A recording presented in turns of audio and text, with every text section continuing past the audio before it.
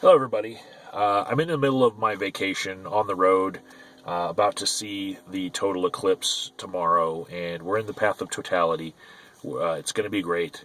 But I had some thoughts that were stirring around in my head from some hangouts that I've been in on YouTube. Most recently, me talking to Jordy Weeds and Ajyar about Super Chat. I've been pretty open about how much money you can make on YouTube and how much I make, and I have no qualms talking about it. And so I showed on screen the split of what you get when somebody pays you on Super Chat.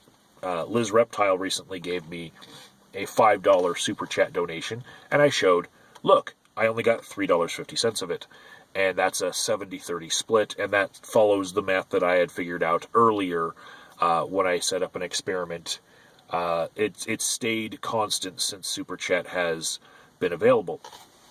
And so Ajyar and Jordy and I were talking about why hasn't a competitor jumped up to fill a void of competition where YouTube is taking 30%.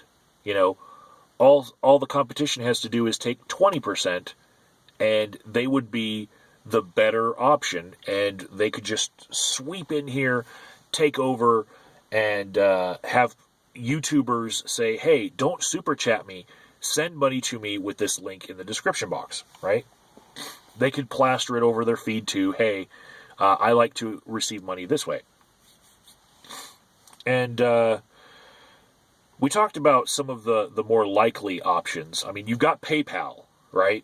Now, the obstacles with PayPal are you either A, have to give your email address, which sort of doxes you, or B, you have to go through PayPal's charity system where you can set up a charity where people can donate to it, and you wouldn't be doxed with that charity function, but it's a bother, and nobody's going to do that for a hangout, just a casual hangout, especially if you didn't even know you were going to do that hangout, until you just hit record and broadcast it live, and sometimes these things are a lot more spontaneous than those sort of options would afford, unless you want to just dox yourself and say, hey, just send me money on my PayPal through my email address below, which then you would be only charged for a transaction fee if you were to move that money to your bank account,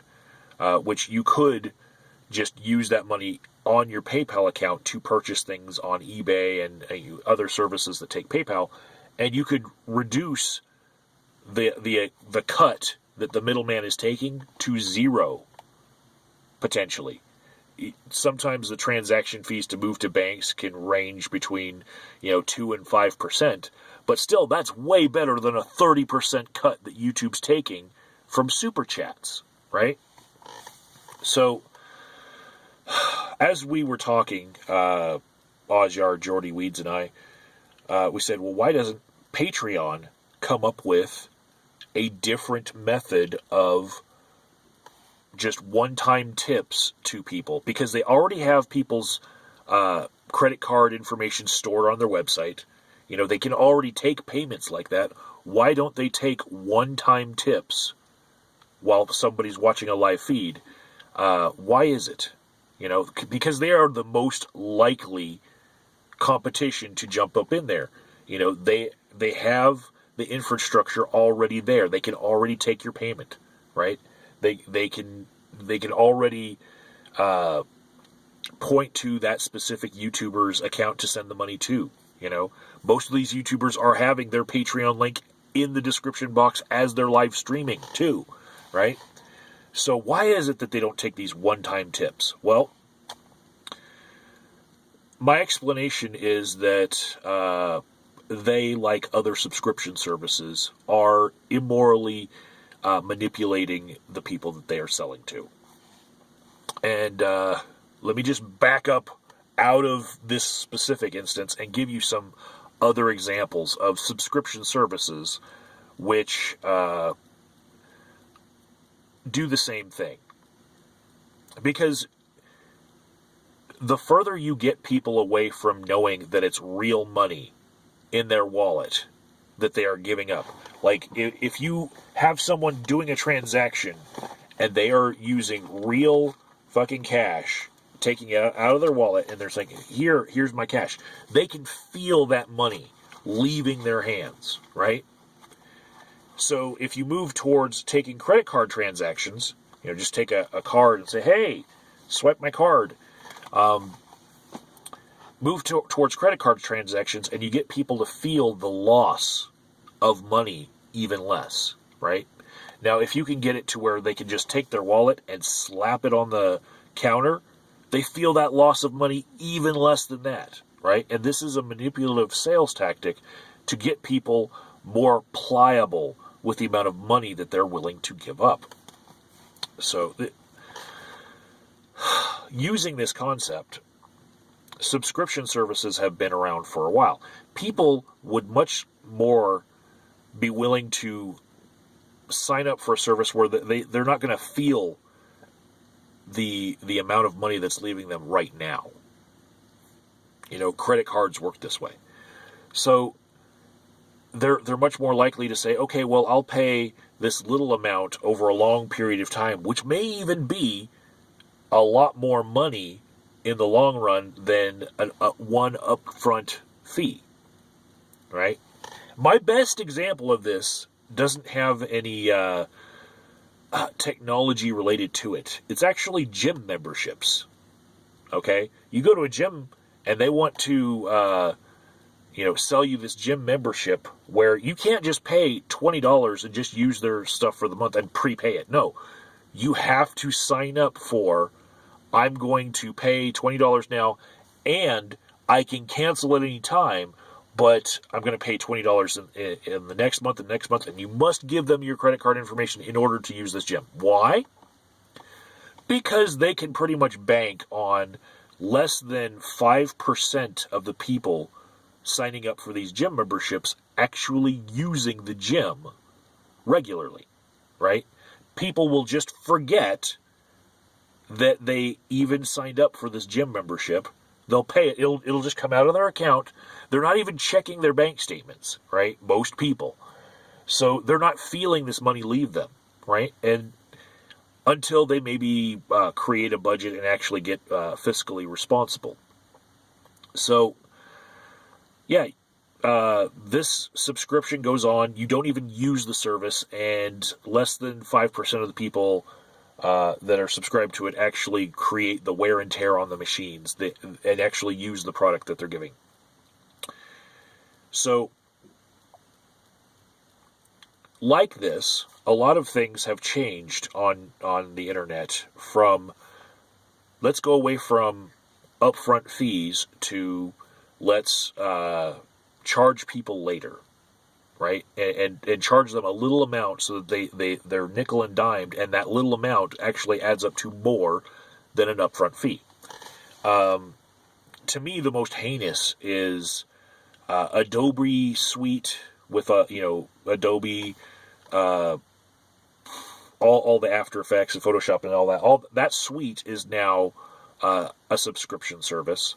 Microsoft Office 365 service is going away from, you pay one time for the Office suite and get all free updates. Now they want to charge you monthly for access to use this service that we used to be able to pay just one time. And if you count up the amount of months that you would be paying for Office and not even use it, you could be paying more than you would be if you had just bought a copy of Office like we used to do before. Xbox Live, even. You used to pay for your game, right? And then if you wanted extra content, game developers used to put out some free updates on their website where you could download it to your PC and get some extra levels for your Half-Life and whatnot. Now, if you want access to all this extra content, you better have an Xbox Live account, which you're paying a monthly fee to. You're subscribing to it. Free-to-play games, even, are manipulating people. The amount of different currencies that they use. There's the gold, the iron, the wood, the whatevers that you have to come up with, the oils. They'll create these different currencies, and then they'll say, okay, well, in order to pay money to get ahead in the game, you have to buy gems, which gems is another level of currency. So you're like trying to do these calculations in your head, like how much is this actually costing me to get ahead in this game just a little bit, And you've got this little thing that you're trying to buy, but somebody keeps attacking you and stealing just enough money away from your collection that you've been saving up in order to make it so, man, I could just pay like $2 and I could get ahead just a little bit. And hey, it's not real money because it's these gems, but also I'm not even going to feel it because it's going to be charged to my phone bill, and I'm on a family plan. So maybe, the people on this family plan won't even realize that this little extra $3 charge actually came from my game. Maybe they'll just pay the bill. The bill comes automatically out of their card. Nobody's really feeling it. Right? So, when it comes to Patreon and why they don't offer a one-time only tip function, or even a prepaid function where you could say, I want to give this person $20 at $5 a month over the next 4 months, right? The reason why they don't do this is because they're not giving you fiscally responsible options at all. Because if they did, you would use their service less. They have created a service, a subscription service, whereby you're supposed to pledge $1 a month to this YouTuber and this YouTuber and this artist, this person that you're supporting on their podcast. You pledge to all these people, and you don't realize that this total comes out monthly, and over the years, it's a lot. It's a lot of money. Okay? So, if they were to offer this function of, I'm going to just tip this person one time, people would use that option. And they would not sign up for the subscription service. So, Patreon, very wisely, in order to keep the revenue stream happening, has not offered this one-time only tip service. And so it's going to have to be some other company that realizes that they're going to make less money overall, but they're going to give people a service that they want when they come up with a competition to Super Chat. And it's not going to be a company that already has a subscription service for supporting people where they're taking a cut of the money. All right? Because that would basically ruin their subscription service. People would stray away from that, because when you're confronted with both options, of course, you're going to choose the one that's fiscally responsible. But when you're only, provided with the one option, and you really want to support this person, and they are in their videos urging people, hey, support me by, this is the best way to do it. Hey, this is how you can help me out. Hey, this show wouldn't exist without your help, so please click below and, sign up for this. If that wasn't, what was being pushed on people, people would go with just the one-time only tip.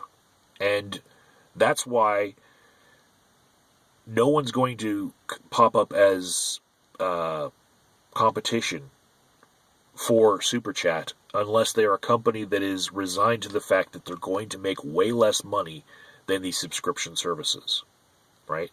Because the successful model is already out there. You can see what the competitors are doing. Why would you do something that is far less successful?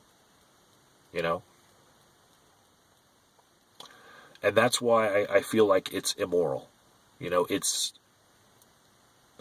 I have a Patreon account, but I feel like without other options to be able to give to people. Even the tip jar function that used to be on YouTube's channel pages, they got rid of it, you know?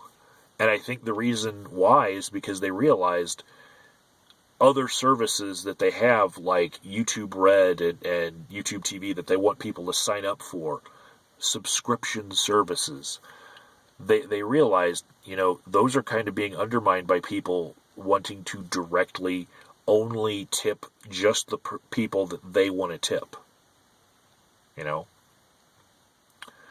And so I'm getting a share from YouTube Red that is just pennies every month from those people who are paying to remove their ads from their experience. And YouTube is taking the rest.